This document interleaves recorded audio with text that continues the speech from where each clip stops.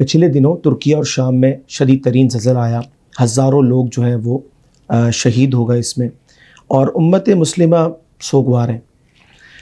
بات یہ ہے کہ مختلف زاویوں سے اس پر گفتگو کی جاتی ہے کہ زلزلہ کیوں آتا ہے، اسلام کی رہنمائی کیا ہے، سائنس کیا کہتی ہے، اور مختلف لوگوں کے نظریات کے بارے میں بات کی جاتی ہے۔ زلزلے کو دنیا کے اندر اچانک آنے والی تباہیوں میں سب سے بڑی تباہی شمار کیا جاتا ہے۔ وجہ یہ کہ انسان کو یہ پتہ نہیں ہوتا کب آنی ہے، خوفناک منظر ہوتا ہے اور جناب، اور مطلب آپ یہ سمجھتے ہیں جس کو ہم کہیں نا قیامت خیز مناظر جو ہے وہ سامنے آتے ہیں۔ اچھا، بات یہ کہ ہم ابھی یہ جو حالیہ دنوں میں زلزلہ آیا ہے اس کے بارے میں سب سے پہلے تو یہ ہے کہ جو شخص بظاہر کچھ نہ کر سکے نا، اسے کم از کم دعا ضرور کرنی چاہیے۔ یعنی یوں سمجھ لیں جیسے امت مسلمہ ایک جسم کی مانند ہے نا، تو اس تکلیف کو ایسے محسوس کیا جائے جیسے کہ یہ تکلیف ہم پر پڑی ہے، اور اللہ تبارک و تعالیٰ سے عافیت کو طلب کرنا چاہیے۔ پیارے آقا صلی اللہ علیہ وسلم کی جو تعلیمات جب ہم دیکھتے ہیں تو بخاری کی حدیث مبارکہ ہے کہ قیامت اس وقت تک نہیں آئے گی جب تک علم نہ اٹھا لیا جائے اور زلزلوں کی کثرت نہ ہو۔ اب آپ ہماری اس صدی کے اندر دیکھ لیں، سن 2000 سے لے کر کے جناب 2001، 2003، 2004، 2005، یہ مطلب بتسلسل زلزلوں کی پوری تاریخ ہے اور ہسٹری موجود ہے، اور اس میں مطلب آپ سمجھ لیں کہ لاکھوں لاکھ انسان جو ہے وہ موت کا شکار ہو گئے ہیں، اور اس کے درس کی بات ہے کہ جو اعداد اور شمار کے جو ذرائع ہیں وہ ہمیں یہ بتاتے ہیں کہ جناب یہ اتنی بڑی ہلاکتیں ہو گئیں۔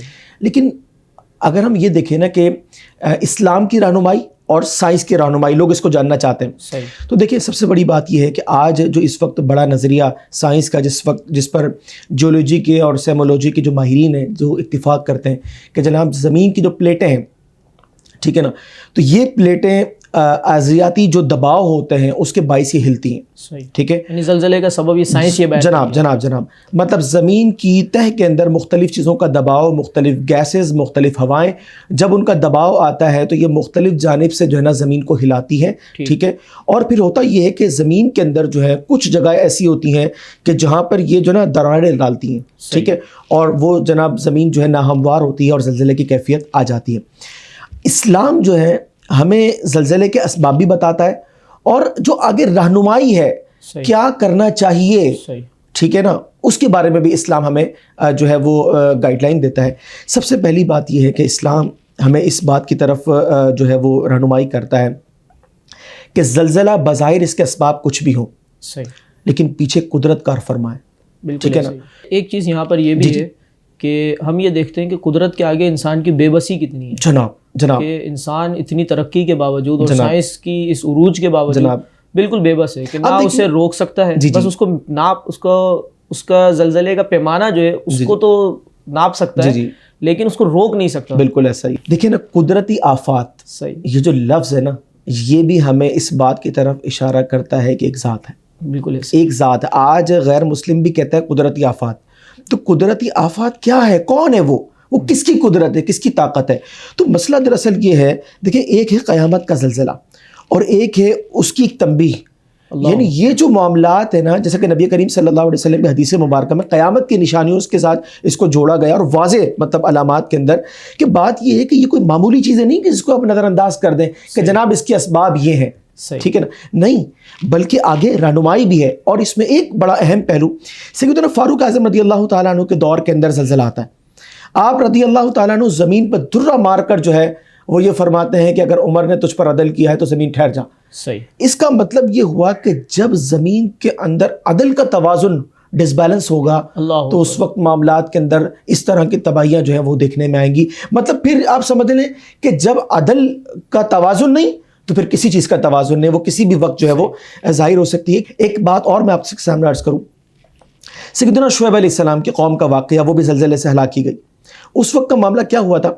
قرآن پاک نے فرمایا شعیب کی قوم کے سردار بولے، ٹھیک، اگر تم نے شعیب کی اتباع کی تو تم ضرور نقصان اٹھانے والوں میں سے ہوں گے، ٹھیک۔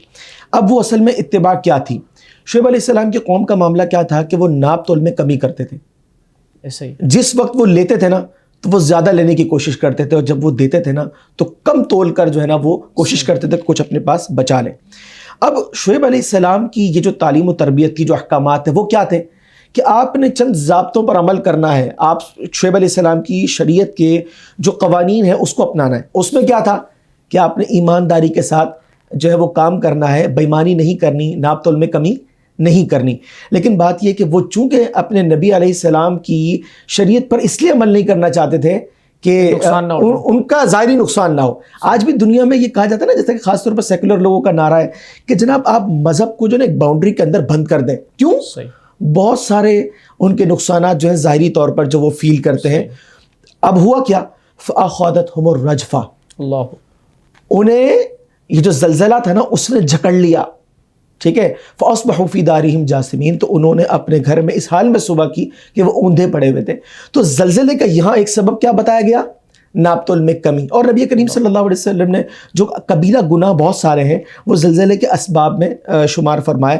تو بات دراصل یہ ہے کہ اصل زاویہ زلزلے آنے کے اسباب ہے وہ انسانوں کا وہ یوں سمجھ لیں کہ بسا اوقات اللہ تعالیٰ کی نافرمانیوں کی طرف چلے جانا ہے. ایک الارم کی صورت ہوتی ہے. اور ہم یہ بھی دیکھتے ہیں کہ ابھی جو زلزلے آئے ہیں لوگ جو ہے وہ ویڈیوز دیکھ رہے ہیں اور وہ وہاں کی خبریں سن رہے ہیں. تو میں آپ کی گفتگو سے یہ سمجھتا ہوں کہ اس وقت ہمیں دو کام کرنے ہیں بحیثیت مسلمان. ایک تو اپنے مسلمان بھائیوں کی امداد کرنی, بالکل ایسا, چاہے وہ مالی تعاون ہو, چاہے وہ دعا کے ذریعے ہو, جو کر سکتا ہے. کم از کم دعا تو سبھی کر سکتے ہیں. تو ہمیں اللہ تبارک و تعالیٰ کے حضور دعا کرنی چاہیے زخمیوں کے لیے, اور جو وہاں پر زلزلے کے شہداء ہیں ان کے لیے دعا کرنی چاہیے. اور ساتھ ہی ساتھ ہمیں اپنا محاسبہ بھی کرنا چاہیے. بحیثیت قوم ہمارے اندر وہ سارے اسباب, تقریباً سارے اسباب پائے جاتے ہیں کہ جو زلزلے کے اسباب بیان کیے گئے. اور یہی ایک بنیادی فرق ہے مسلمان کے کسی چیز کو دیکھنے میں اور کافر کے کسی چیز کو دیکھنے میں. بالکل ایسا ہی کہ وہ اسباب میں الجھ کر رہ جاتا ہے اور بندہ مومن کی نگاہ جو ہے اللہ تبارک و تعالیٰ کی ذات پر ہوتی ہے, مسبب الاسباب پر ہوتی ہے. اور وہ اس کے پاس ایک تصور ہے آخرت کا جو کافر کے پاس نہیں ہے, جو اللہ کے وجود کا انکار کرنے والے کے پاس نہیں ہے. تو مسلمان جو آخرت کا یقین رکھتا ہے اور وہ جانتا ہے کہ ایک شدید زلزلہ برپا ہونا ہے اور سب نے جو ہے دھرم برم ہو جانا ہے سارے نظام نے, تو وہ پھر اس زلزلے کو ایک الارم کے طور پر, ایک تنبیہ کے طور پر لے گا اور اپنا محاسبہ اسے کرنا چاہیے. اور مسلمان کرے گا اور اسے چاہیے کہ وہ اپنے ان افعال کو ترک کر دے کہ جو زلزلے کا سبب بنتے ہیں. اب آپ دیکھیں نا کہ ابھی سوشل میڈیا پر یہ بھی خبر گردش کر رہی ہے کہ پاکستان میں بھی زلزلوں کا خطرہ ہے. تو بہت سارے لوگ ڈر رہے ہیں, تو بھائی کیا کریں, لوگ خوف زدہ ہیں کیونکہ یہ ایک ایسی آفت ہے جیسا آپ نے کہا کہ انسان بے بس ہے. لیکن اس آفت سے بچنے کے لیے بھی اور دیگر آفات سے بچنے کے لیے بھی, دیگر نقصانات سے بچنے کے لیے بھی ہمیں چاہیے کہ ہم قومی بحیثیت قوم جو ہے اللہ تبارک و تعالیٰ کی طرف رجوع کریں, اللہ تبارک و تعالیٰ کے حضور توبہ کریں اور اجتماعی توبہ بھی کریں, انفرادی توبہ بھی کریں, اور ان افعال کو ترک کر دیں کہ جو زلزلے کا سبب بنتے ہیں, جو دیگر عذابات کا سبب بنتے ہیں. اللہ تعالیٰ ہمیں شعور عطا فرمائے. مصنف ابن ابی شیبہ کی حدیث مبارکہ بھی ہے کہ رسول پاک صلی اللہ علیہ وسلم نے ارشاد فرمایا کہ جب مدینہ المنورہ میں زلزلہ آیا, آپ صلی اللہ علیہ وسلم نے فرمایا تمہارا رب چاہتا ہے کہ تم اس کی بارگاہ میں توبہ کرو. اب دیکھیے بات یہ ہے کہ نبی کریم صلی اللہ علیہ وسلم کی اتنی واضح تعلیم ہے, اگر آج بھی امت ان تمام چیزوں کو دیکھنے کے بعد اپنی زندگی کے انداز میں تبدیلی نہیں کرے گی, وہ ان تمام معاملات کو جو ہے وہ اسی طرح لے گی کہ ٹھیک ہے یار بس سب چل رہا ہے, تو بات یہ ہے کہ ایک مسلمان کے لیے جو ہے یہ زیبا نہیں ہے. رسول پاک صلی اللہ علیہ وسلم کی جو تعلیمات ہیں وہ ہمارے لیے مشعل راہ ہے, اور آپ صلی اللہ علیہ وسلم اتنا واضح ارشاد فرما رہے ہیں کہ مطلب یہ علامات ہیں, یہ نشانیاں ہیں, قیامت کی نشانیاں ہیں, اور اس میں سمجھداروں کو غور و تفکر کرنا چاہیے, یہ نظر انداز کرنے والی چیزیں نہیں ہیں. اچھا مجھے یہ بھی بتائیے گا کہ زلزلہ جیسا کہ آپ نے کہا کہ ہمیں اللہ تبارک و تعالیٰ کی طرف رجوع کرنے کی دعوت دیتا ہے, بالکل ایک تعداد ہے جو زلزلے کو بھی ایک خبر کے طور پر لیتی ہے اور وہ خوف میں مبتلا نہیں ہوتی, ٹھیک ہے نا. اچھا جب انہیں بتایا جائے کہ امکان ہے کہ ہمارے وطن میں بھی زلزلہ آ سکتا ہے تو انہیں اپنی ذات کا خوف محسوس ہوتا ہے, اب تشویش ہو جاتی ہے, یعنی دوسروں کا درد محسوس نہیں ہوتا.